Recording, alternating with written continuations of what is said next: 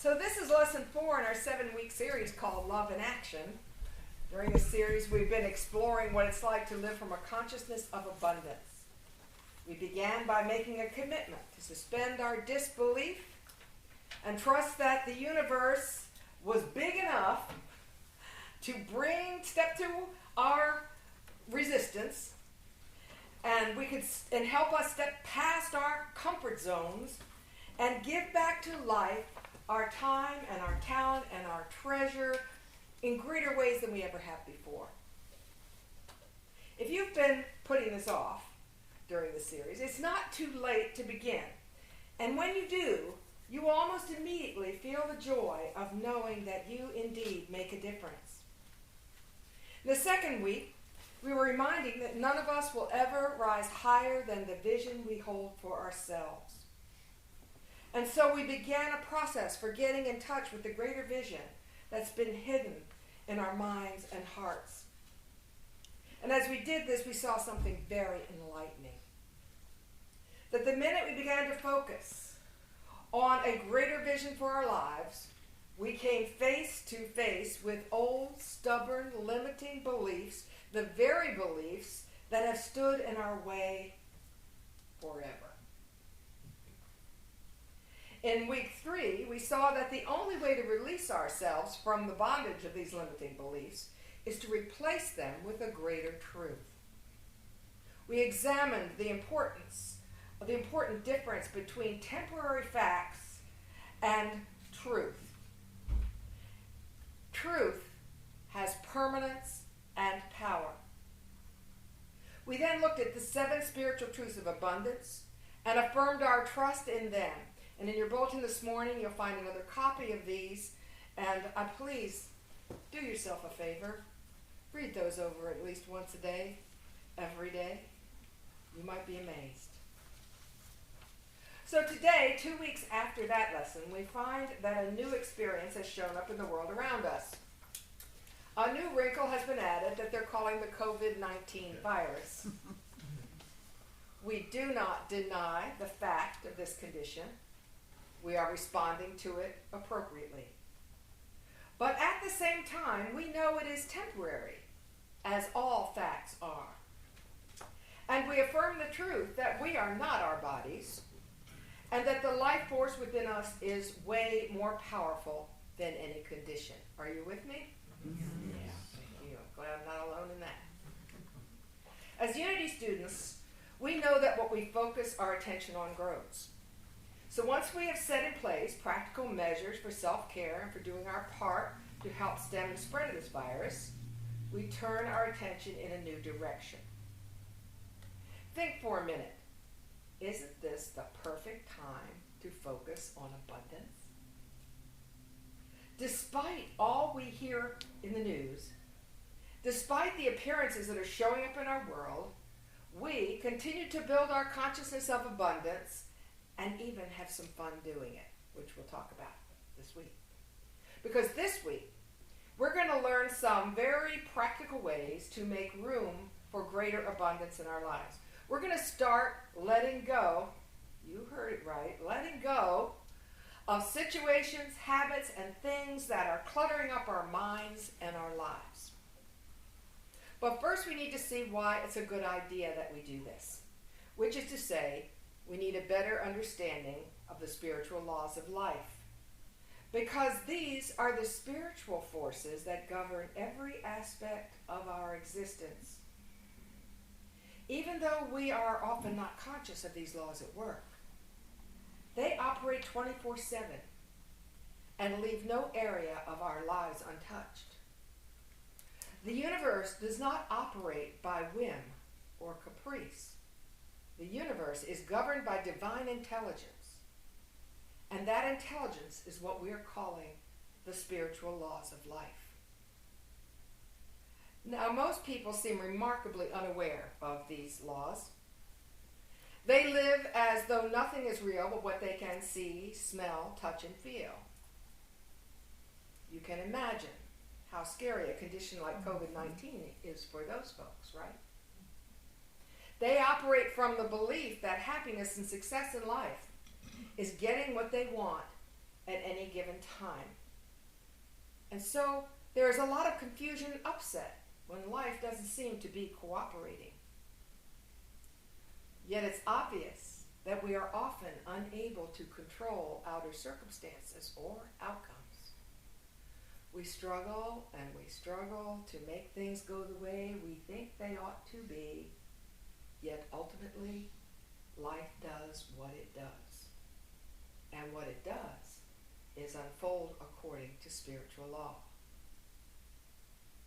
So the key to abundant living is to stop fighting for what we think we must have, increase our understanding of the spiritual laws, and learn to cooperate with them. This is what we mean when we say, live in the flow. Learning to work with the spiritual laws is like learning anything else. First, we learn about the laws. Then we practice applying them in ordinary situations. Gradually, the universe gives us feedback that tells us we're on the right track, and now we begin to integrate them. And when this happens, our whole perspective on life changes. But still, this is not the final step. If we persist over time, we master the laws of life. They become who we are. We go from understanding intellectually to testing and practice, to obedient application, to integration, to mastery. We begin by learning to obey the laws, and this is very good. But once we have mastered them, they obey us. Here's an example of what this is like. 100 years ago, it was thought that flying was impossible, right? Any rational person would have said it was obvious that man was not meant to fly. Birds were meant to fly, but not us. Yet, the whole time, there were principles which we did not understand, but which were always there that could allow us to fly, right? Now, at that time, some people had a higher awareness. When they looked at the birds, they thought, if I could understand the principles of flight, I might be able to fly also. And indeed, they could imagine it. These individuals discovered the principles of flight, the laws of aerodynamics, and flight became possible. Not only possible, but completely commonplace, right? In less than 100 years. The laws of aerodynamics were always there. They existed in every age, in every place, waiting for someone to come along that would reach for them, seek to understand them, test them, and eventually master them.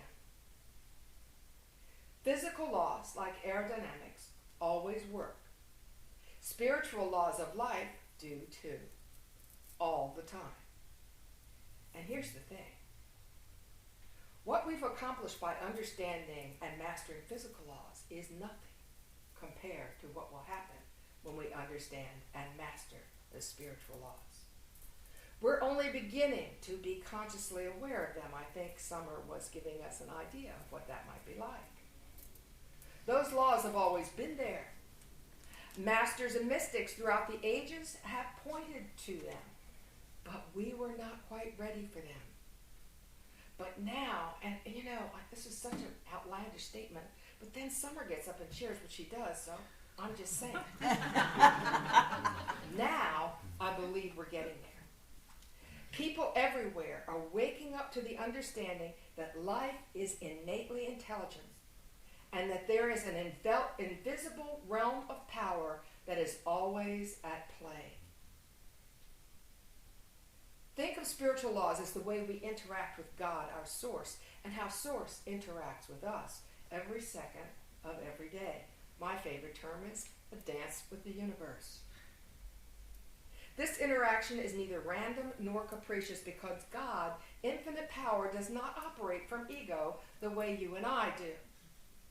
It does not wake up one day and say, I really don't like the way I did things yesterday, so I think I'm going to do them an entirely different way today.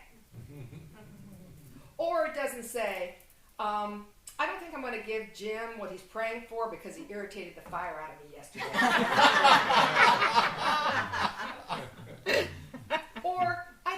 make Mary well and let Anne continue to suffer with her illness?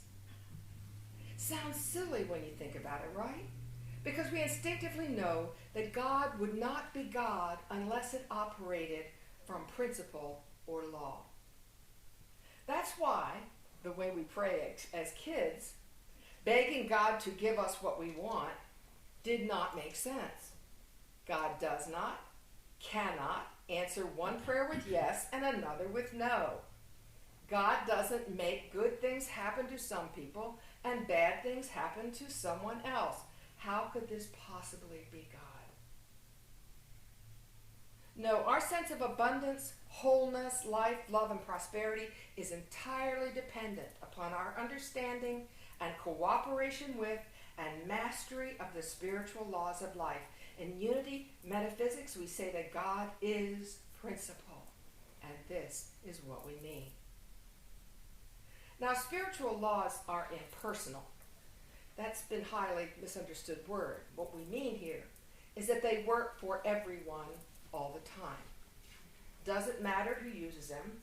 There's no such thing as being worthy of them. They're as consistent as mathematical law that says 1 + 1 will always be 2. They're as consistent as the law of gravity that holds us on planet Earth and doesn't let us float off into the space because we've been a bad girl or a bad boy today.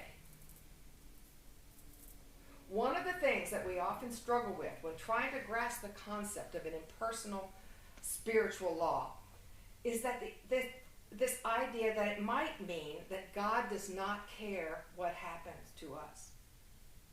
Nothing could be further from the truth. God, our Creator, has made us out of itself, and we are as much a part of God as your foot is part of your body.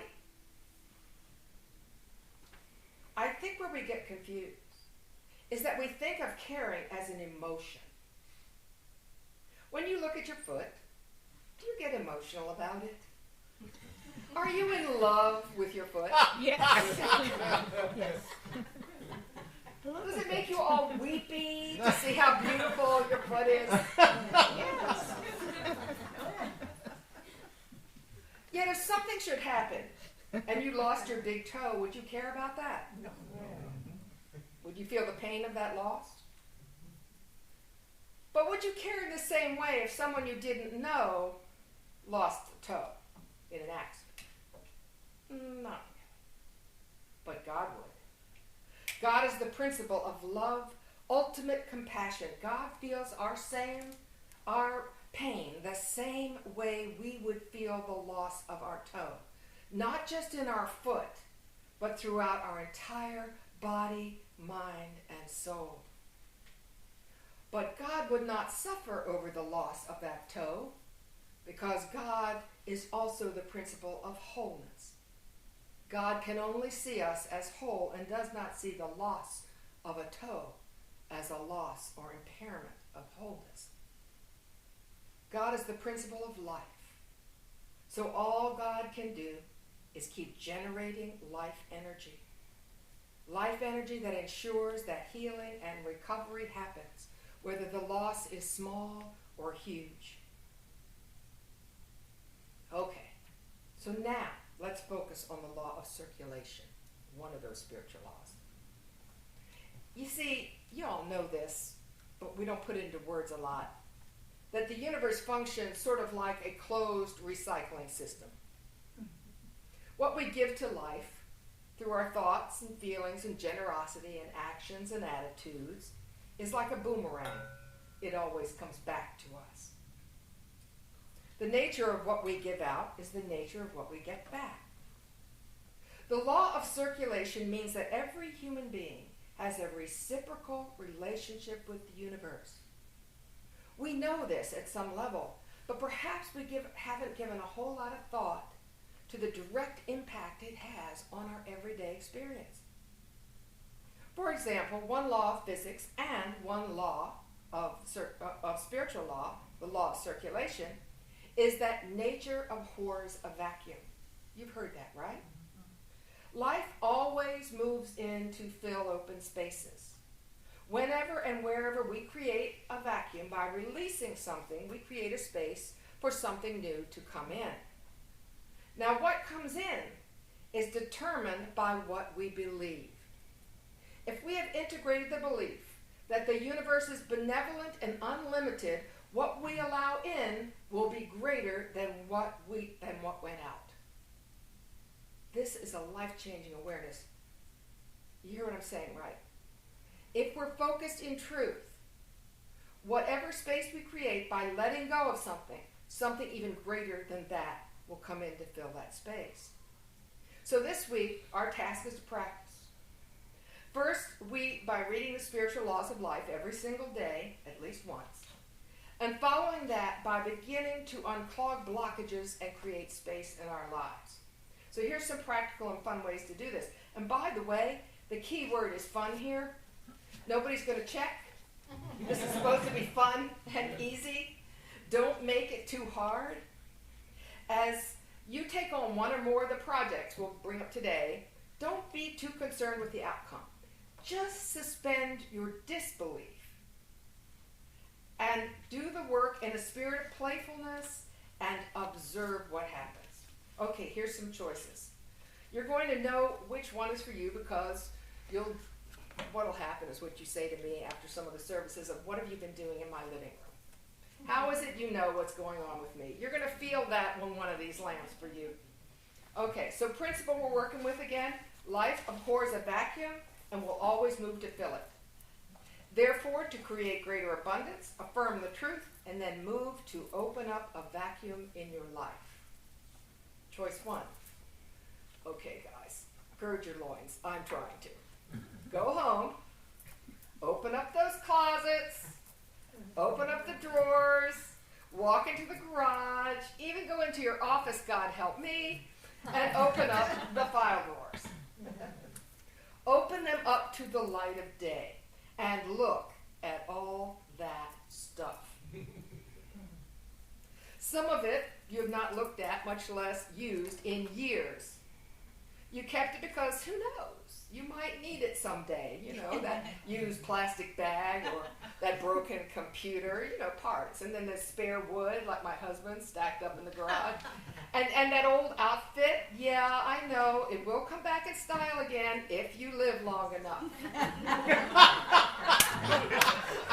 Losing a flavor. You know why we've kept all that stuff? Because we're operating by a powerful emotional law that says, you never know. Anybody here ever say something because you never know if you will need it again someday? And what's behind this thought? Fear. Fear of lack, of limitation, of letting go, of being wasteful. That's one of mine. Can't you just hear your mother and father now? You never know. What's important is to realize that all that stuff is made of spiritual energy. That's what everything is made of. Now, what does energy need to do to be life-giving? Right, move. It needs to flow like water through a water wheel creates electric power. Energy has to flow to do its work. When we hold on to unused stuff, we create an energy block in our lives. It may look simply like a broken lawnmower, but it's really energy locked up outside of our awareness and out of circulation. Everything that is clogged becomes stagnant. If your house is cluttered, you are living every day surrounded by dead energy. Think about that for a minute. I'm thinking about it. And this dead energy is affecting every aspect of our lives. Our mood, consciousness, creativity. It just is. So this week, start putting everything you are not using back into circulation. And don't stop until all that old, unused stuff is gone. If it's trash, throw it away. Don't give away stuff you wouldn't use yourself. If it could be useful to someone else, give it away or sell it. And from now on, the moment you realize that you are not using something. Affirm unlimited supply and let it go. A friend of mine really taught me a lot about this years ago. She was such a lovely woman, and I always admired the way she dressed because she had such style, you know. And she said, well, here's my rule. Whenever something new comes in, something old goes out. Right. It really helps. Try it. And think about this. These days, when we've been told to stay in and hang out at home and isolate a little bit, perfect time to dig in to all those clogged up things. So that's the first choice for the week. And here's the second one. Open up your finances. Do not run for the door. You see, money is spiritual energy also. Energy that must be kept in motion to be useful. Blockages can be created in our financial affairs just as they are with our stuff. Many people have a lot of discomfort around handling, managing, investing their money. But the thing is, money cannot flow if it is surrounded by fear and anxiety. This is true for individuals and societies. I'm just asking that you look at the stock market right now. What do you think is causing that? Anxiety. Exactly. So how is the energy of money going to do its creative work in our lives if we're worried about it or uncomfortable handling it or don't know what we want to do with it? People who have no trouble with financial abundance have something in common. Money is their friend. They're not afraid of having it, nor are they afraid of spending it. They understand it and they know what they want to do with it. They know how to create money, how to make it work for them, and how to use it to create more good in the world. Thanks to the misunderstanding of Scripture many people have, we were taught to see money as the root of all evil. Certainly not our friend. Some people say to me, I have no troubles around money. I never even think about it. Why not? Don't think about it?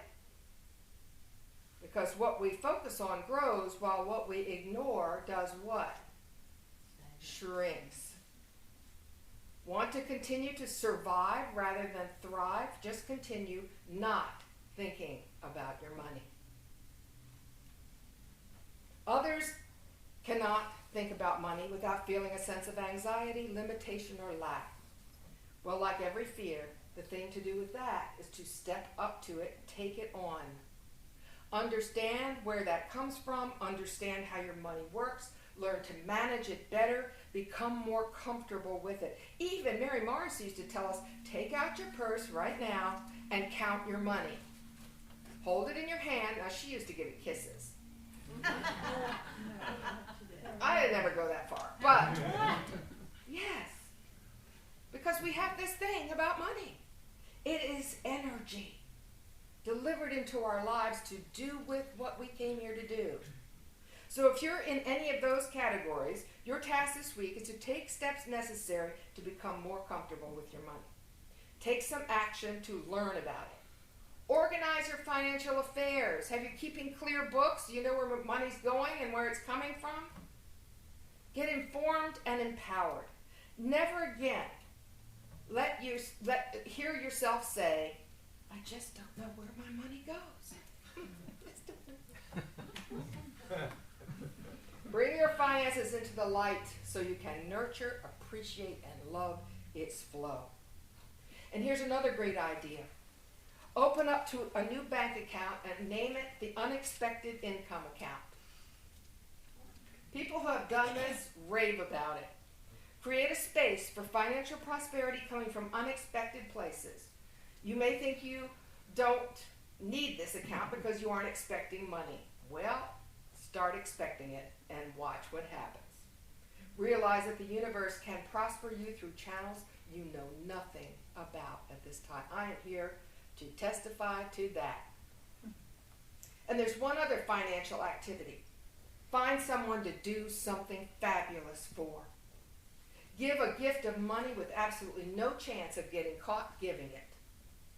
If you could hear the universe talk, it would say, look at that unselfish, celebratory giving.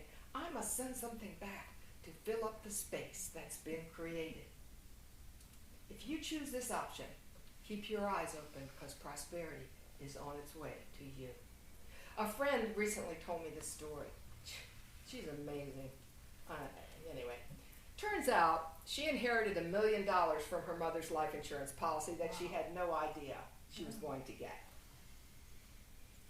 So now she was faced with a challenge. She was basically living sort of, small paycheck to small paycheck. But she had always been a tither, no matter how little she made. So what now? Well, face to face with her own principles, she said, well, I got to give away 10% of that money. Now you do the math. 100,000?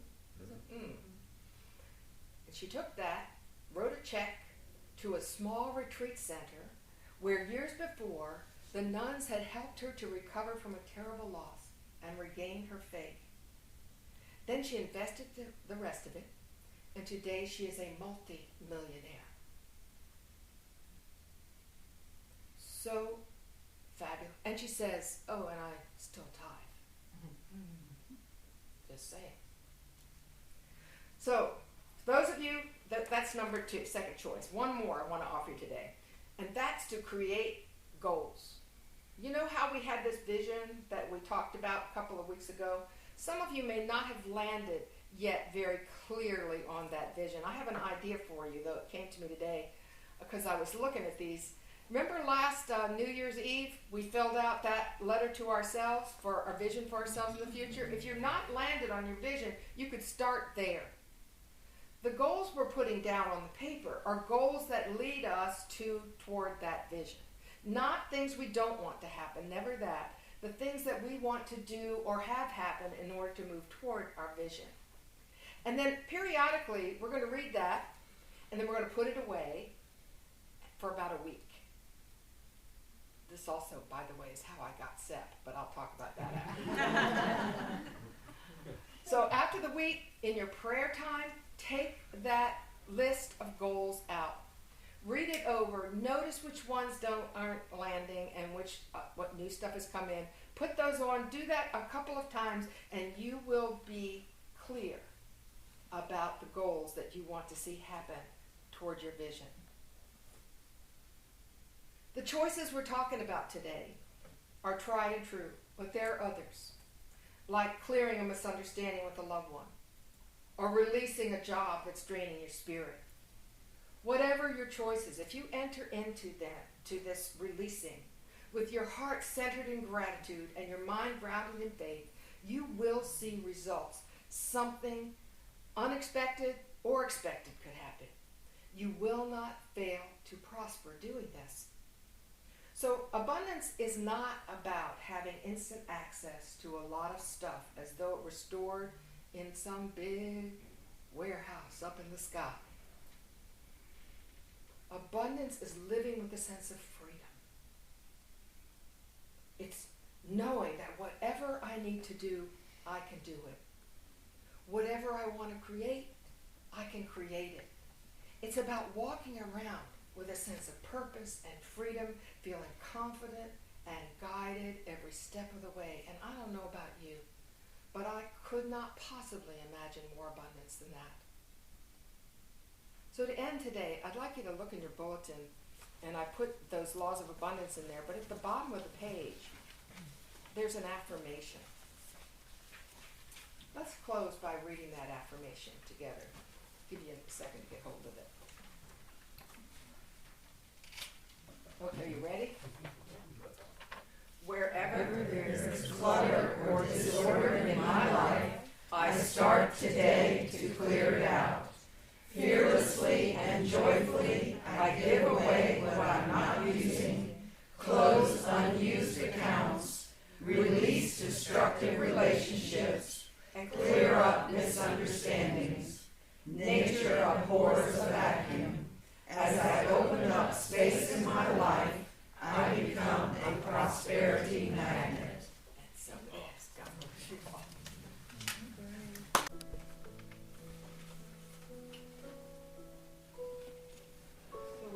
to that wonderful time in the service when we have the opportunity to simply be still. To sit with our feelings and our thoughts.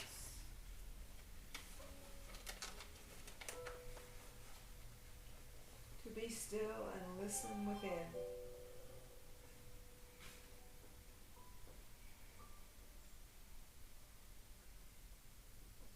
Breathe.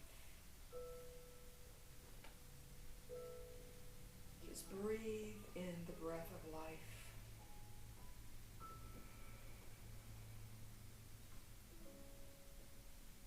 Breathe out all stress and worry.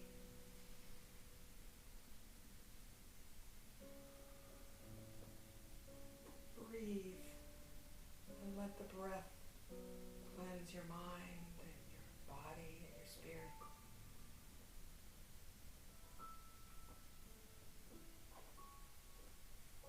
Breathe and be at peace.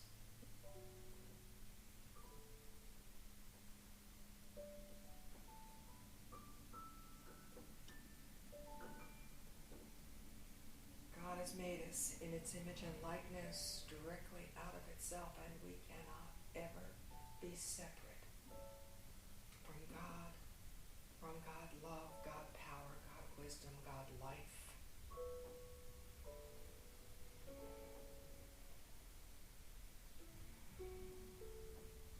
We have been given this life to live fully. This mind to reason and understand, and this heart that's so full of love.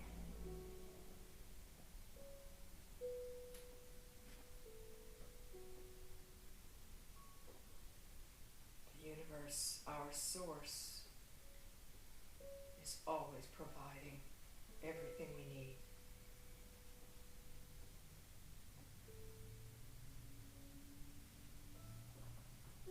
Breathe into knowing that we are always, always loved and cared for.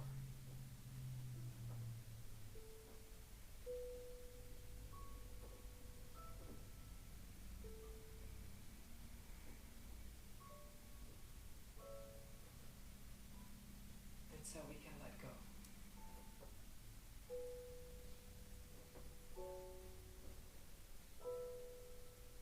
Let go of struggle and resistance.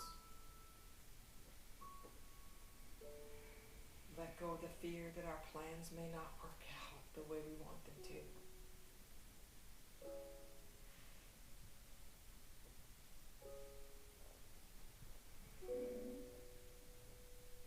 Our life is created from God life. Our mind connected with God mind. Our heart beats with the love of God.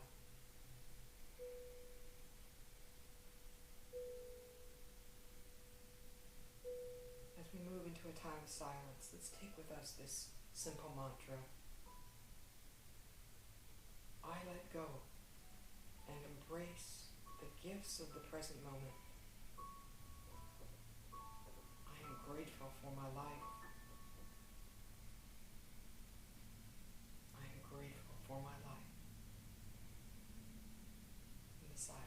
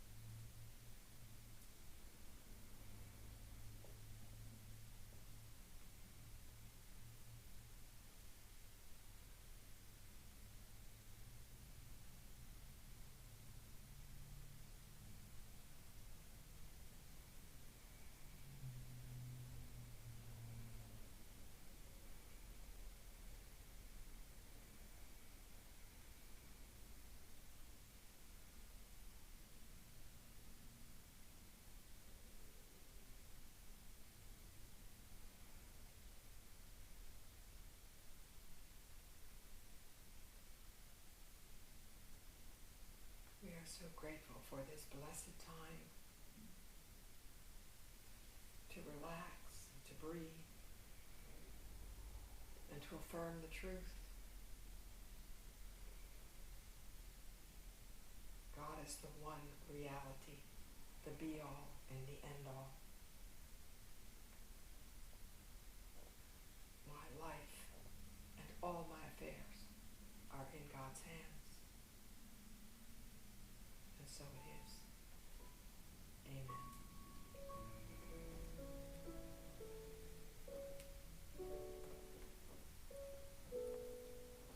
When I pray, I feel my heart go deeper, my heart go deeper into my God.